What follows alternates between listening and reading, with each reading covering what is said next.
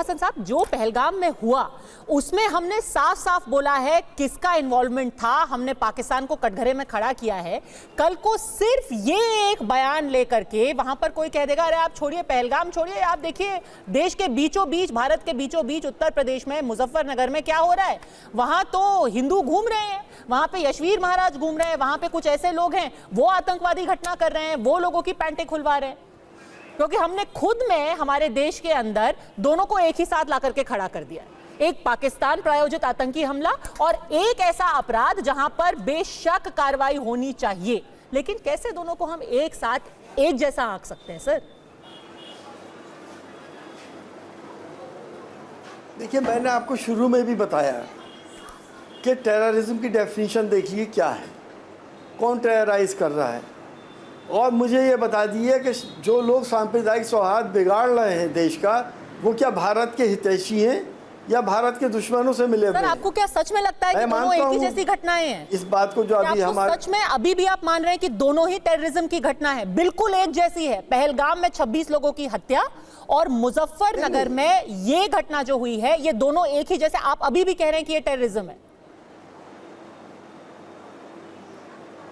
नहीं, मैंने आपसे कहा कि उन्होंने भी ये काम करा, इन्होंने भी ये करा, और इन्होंने टेरराइज तो करा।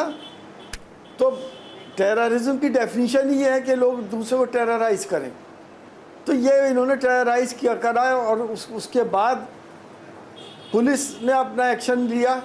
हमें उम्मीद है पुलिस एक्शन लेगी, लेकिन इन लोगों को प्रॉम्प्ट एक्शन होना चाहिए था। ठीक है, अगर इससे एक मैसेज गलत गया पूरे हिंदुस्तान के अंदर। हाँ, और पुलिस ने पहले ही इन लोगों को पकड़ के जेल में डाल दिया होता नकवी जी, तो ये मामला इतना बड़ा होता ही नहीं। आज हम यहाँ पर खड़े हुए हैं जहाँ पर पहलगाम और मुजफ्फरनगर की एक ही साथ में बात की जा रही है, क्योंकि ये लोग खुले घूम रहे हैं। सवाल तो उठेंगे कि क्या इनको फ्री रन दिया जा रहा है? क्या अब ऐसा माहौल बन गया है कि कोई भी महाराज उठ करके अपने 50 लोग ले करके किसी भी ढाबे के अंदर घुस जाएंगे?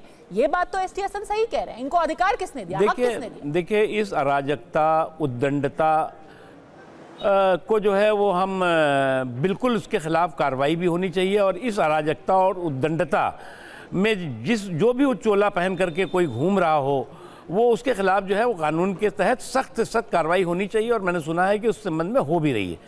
लेकिन मैं उसके खिलाफ बिल्कुल, उस बात से बिल्कुल मैं इत्तफाक नहीं करता, बल्कि मैं उसका विरोध करता हूँ कि आप जो है वो मुजफ्फरनगर की या कहीं और की घटना को आप जो है वो पहलगाम की आतंकी और जघन्य आतंकी घटना कहेंगे, और जिस आतंकी घटना में जुल्म और जुर्म के जल्लादी जानवरों ने इंसानियत को लहूलुहान किया, इंसानों को लहूलुहान किया।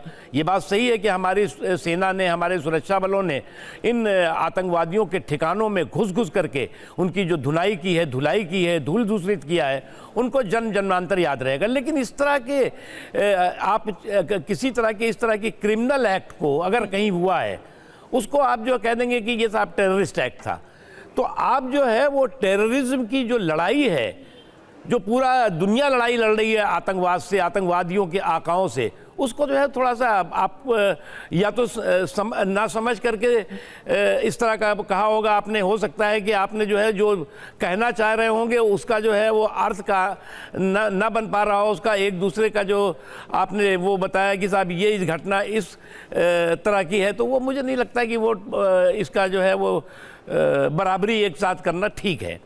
एसटी हसन साहब,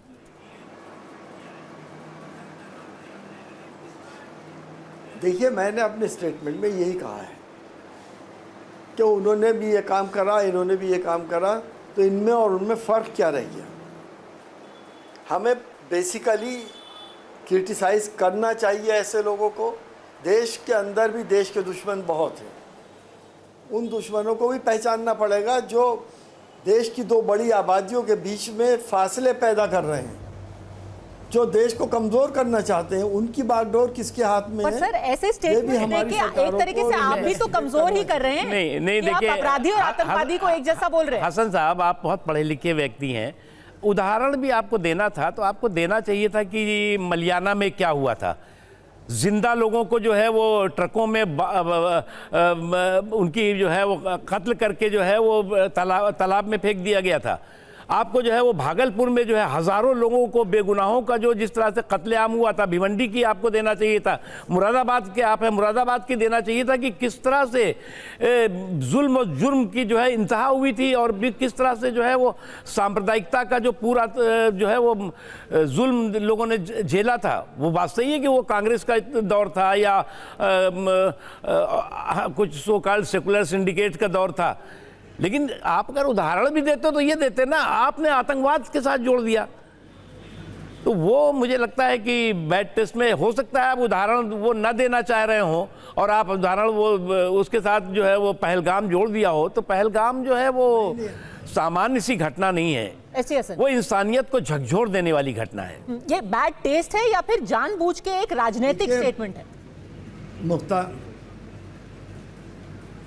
देखिए मुख्तार भाई, मैं मुरादाबाद का रहने वाला हूँ और मैंने सन 80 में सारा अपनी आंखों से देखा था। जो जुल्म किया था, मलियाना को भी पढ़ा था, भागलपुर में क्या हुआ था, और उसके अलावा भी जो कुछ हुआ हो, मैं इतना लंबा यहाँ पे नहीं बोलना चाहता, लेकिन वो भी एक जुल्म हुआ था। वो जुल्म किया गया था हमारे स्टेट मशीनरी की तरफ से।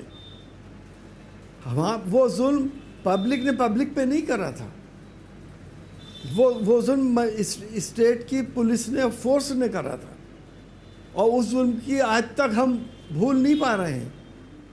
हमें याद है सब चीज़ें, लेकिन यहाँ पे पब्लिक से पब्लिक का इंटरेक्शन हो रहा है।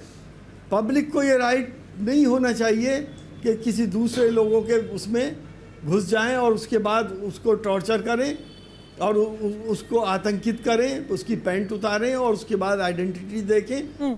मेरा नज़रिया ये है, अगर ये बात गलत साबित होती है कि ऐसा नहीं हुआ पुलिस की रिपोर्ट में, तो मैं अपना बयान वापस ले लूँगा।